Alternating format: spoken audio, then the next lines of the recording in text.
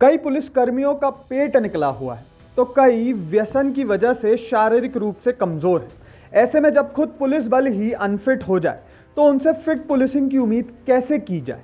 इसी चिंता को देखते हुए सरगुजा संभाग में अनफिट पुलिसकर्मियों को फिट करने की एक खास अभियान की शुरुआत की गई है ताकि जवान खुद को स्वस्थ बनाकर बेहतर पुलिसिंग के साथ बेहतर जीवन भी जी सकें।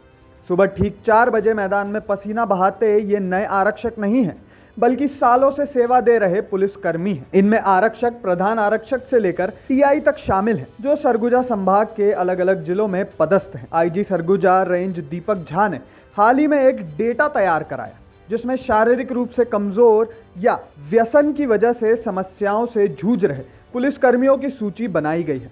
इस सूची में 300 से ज्यादा कर्मी अनफिट पाए गए थे।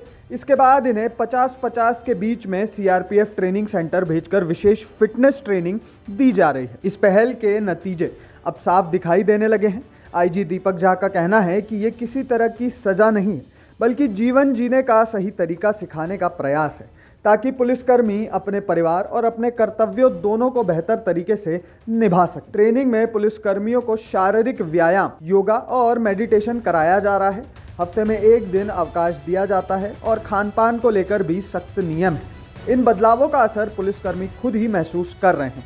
ट्रेनिंग ले रहे कर्मियों का कहना है कि न सिर्फ उनकी शारीरिक समस्याएं कम हुई हैं बल्कि उनका वजन 4 से 5 किलो तक कम हो गया। कई पुलिसकर्मी खुद को 4 से 5 साल युवा महसूस कर रहे हैं। भागदौड़ और दबाव भरी पुलिस ड्यूटी में जवान अक्सर खुद की सेहत पर ध्यान नहीं दे पाते हैं जिसका असर सीधे पुलिसिंग पर भी पड़ता है। ऐसे में पहले पुलिस को फिट कर पुलिसिंग में सुधार लाने की ये पहल इसलिए भी महत्वपूर्ण है क्योंकि इससे पुलिसकर्मियों की कार्य क्षमता बढ़ने के साथ साथ उनका जीवन भी बेहतर होगा।